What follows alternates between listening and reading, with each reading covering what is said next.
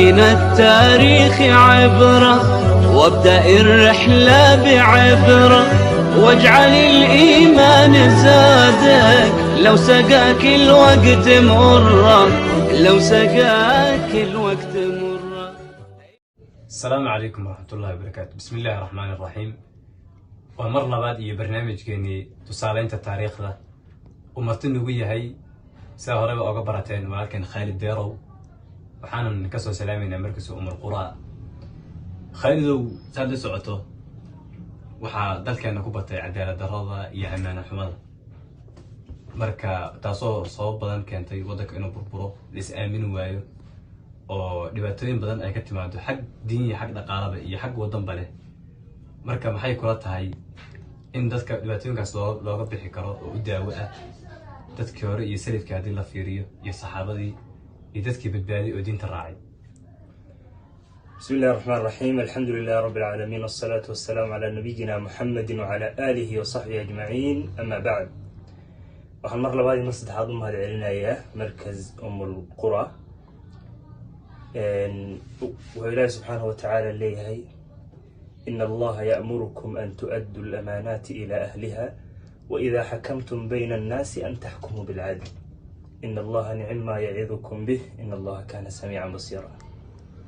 سعيدو سيدا الشيء عدالة هي أمانة ذلك أدبو أوغو سيا هذا أيضا سوقات وإله سبحانه وتعالى كليهي ونو أمريا إن أمانة أوجدنا أهل كذا إن الله يأمركم أن تؤدوا الأمانات إلى أهلها وإذا حكمتم بين الناس أن تحكموا بالعدل. dadka hadii aan kala saarayna inaan si cadaalad ku kala saarno dadka hoggaanka bulshada u ah waxa muhiim ah cadaaladda iyo amaanada inay ku tilmaaman yihiin. hadii laba shay laga waayo bulshadaas jiritaankeeda khalkhal badan baa galaya. waxaan ku tiirsannahay oon ku abtirsanaa oon ka qaadanaynaa hadiga nabigeena sallallahu alayhi wasallam saxaabadiisa salaf saalix cadaaladda ayagaan ka qaadanaynaa oo ku caan baxay.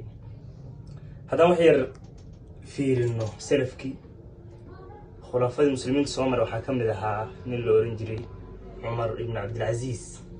waa magaciisu waa caan, qof walba muslim ayaa garanayo. عمر وحو كعام بحي عالم بوها دينتي يقانو عادل بوها متواضع بوها زاهد الدنيا كزاهدي بوها. ولذلك مربى وحصان نقضي خليف كمسلمين تأردن ما غير كمل. هذا عمر تاريخي سواء كسو قادمنا. سفيان الثوري وحليه هي الخلفاء 5 خلفاء واشان. markuu soo sheegay afartii khulafaa raashidi ayaa wuxuu shan uga dhigay Umar ibn Abdul Aziz.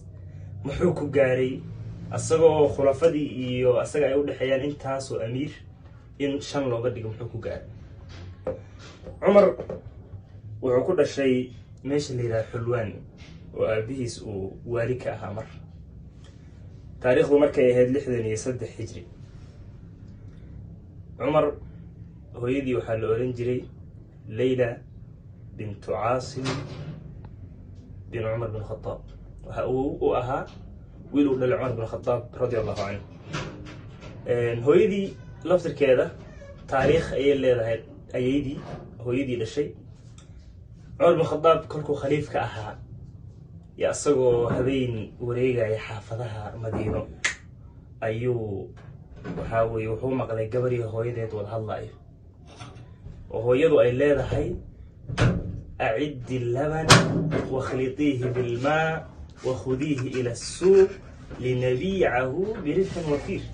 وهي كل ليدهي عانها بيكدر سان فائدة وبهرنا صبيح المجال أوجيس ومغلى يا عمر مركاسها قبل يريد وحيتري أمير كمؤمنين تأرين كاسو ديدي مركاسها محمد وحيتري وعمر ميونا أركا يهد مركاسها قبل يريد وحيتري إذا لم يرانا فالله تعالى يرانا. هدوس عمرنا أركي إلهي أيانا أركم. عمر حوث المام صدي كوري ماشو كيالي ويلشي سي أيو أصوبا لغاي إن ما ركتي قبل أسمت كمدة uu guursado. caasim ayaa sidii ku guursaday. intaa kadib waxay dhashay leylana waa cumar oo hadda aan ka sheekeynayno hooyadiis. ilaahi subxana wa taala wuxuu leeyahy walbaladu ayibu yakhruju nabatuhu biidni rabbih. cumar binu cabdilcaziiz yaraantiisii aabihii aad buu ugu dadaalay. magaalada madiina ayuu wax ku soo bartay, isagoo yar buu qur-aanka bartay. markuu weynaaday cumar, khaliifkii muslimiinta sulaymaan ibn cabdilmalik markuu dhintay, ayay dadka muslimiinta ahaa waxay dhaheen cumar bin cabdilcaziiz inuu khaliif noo noqdo ayaan u baahan nahay. waa loo tegey, waa loo bandhigay, tashi badan kadib wuu aqbalay. markii cumar bin cabdilcaziiz raximahullah khaliif muslimiin uu noqday, waktigaasna tolkii uu kasoo jeeday si gaare oo khilaafada waqti dheer hayay, dulmi badan laga sheeganayay. wuxuu sameeyey markii koobaad cumar wuxuu isugu yeeray markii khilaafada uu la wareegay dadkii waxgaradka ahaa, fuqahadii, culummadii iyo wixii lamid ahaa.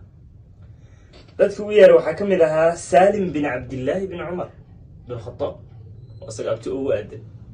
wuxuu ku yidhi waxaad iisoo qortaa qaabkii uu cumar bin khadaab maamulkiisii iyo cadaaladiisii qaabku ahaa. warqad buu u diray. markuu saalim soo jawaabay wuxuu yidhi innaka in camilta bimithli cumar, haddaad sidii cumar oo kaleeta aada u dhaqanto fii zamaanihi wa rijaalihi fii mithli zamaanika wa rijaalika kunta cinda allahi khayran min cumar. cumar waktigiisii oo raggii wanaagsanaa saxaabada ay noolaayeen, waktiga uu wanaagsanaa si u dhaqmeeda u dhaqanto, adiga ayaa wuxuu yidhi ka khayr badnaan doono cumar. oo waktigan wuxuu leeyahay wax badan baa na gaaray, waktigu uu kharimay, cadaaladii baa yaraatay, dulmigii baa batay. marka wuxuu yidhi adaaba ka khayr badnaan madaad sidoo kale samayso. cumar bin cabdilcaziiz tillaabadii koowaad uu qaaday waxay noqotay in qoyskiisa, reerkiisa gaarka ahaa, reer marwan, uu ka soo celiyay hantidii muslimiinta oo ay qaateen intii ay khulafada kala jireen. wuxuu ka bilaabay qoyskiisa. xaaskiisa waa faadima bintu cabdilmalik bin marwan, khaliifka muslimiinta weynaa ayaa dhalay. wuxuu yidhi yaa faadima,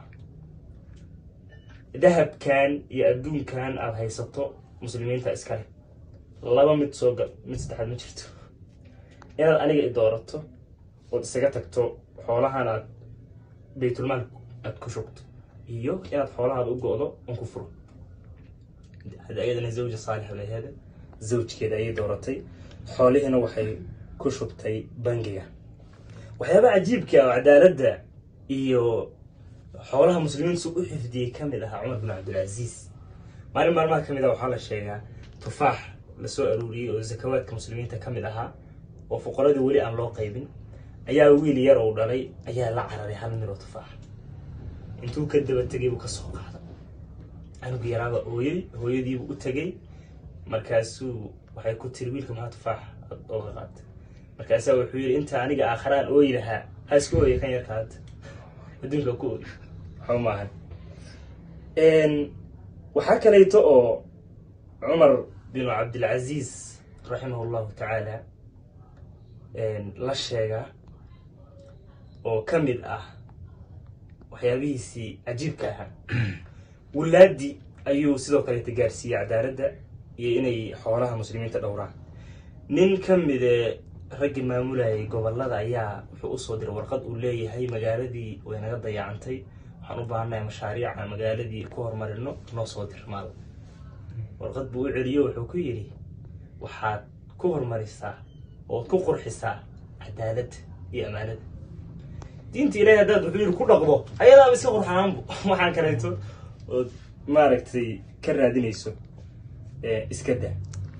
cumar bin cabdilcaziiz raximahullah waxaa mar soo booqday baa la sheegaa umaradii muslimiinta mid ka mid a ayaa u imaaday. faynuus baa marka min habeen intuu kusoo aaday baa u daarneed. muslimiinta meeshaas joogtay buu ka wareystay. markii waraysigii muslimiinta guud uu dhammaaday oo si gaar ah xaaladahoodii hoose iyo qoyskii ka waran ay gaartay, ayuu faynuusta weyneed baktiyey. mid yaroo agtiisa taallay bulshada.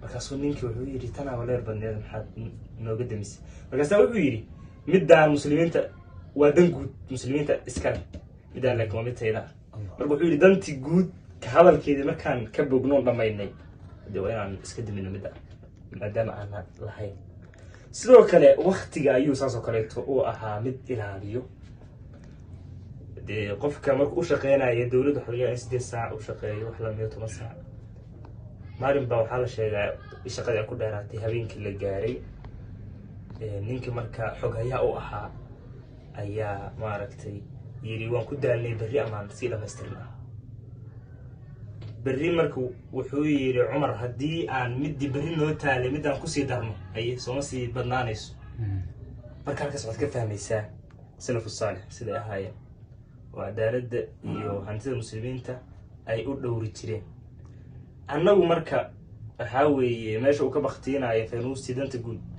halka baawurka dawladda ku soco shidaalka dawladda ku shubo danta dawladda ka hormari markii lagu doorto inta culays dareemi lahayd hal ayaan baliyayo familkayga oo soo galeen meesha hantida la aruursado marka cadaaladda waa wax ugu muhiimsan oo bulsho ay ku jiri karto amaanaduna wax ugu muhiimsan oo bulshada jiritaankeeda qayb weyn ka ah marka tusaalooyinkaas taariikhiga ah oo muhiimka ah haddii la iska doondoono Umar bin Abdul Aziz wuxuu iska doondoonay Umar bin Khattab Umar bin Abdul Aziz iyo Umar bin Khattab waxay ku dhaqmayeen waa diinta islaamka oo maanta la dhex taalo wax kale ma ahayn marka haddii aan diintaas ku toosnaano oo xaqi iyo wanaagi iyo khayrki laga shaqeeyo dulmiguna uu dhamaan dilka iyo dhibaatooyinkana way dhamaan cadaaladuna way hagaagi marka waxa ilaahay ka rajaynaynaa in bulshadeena uu khayrka waafajiyo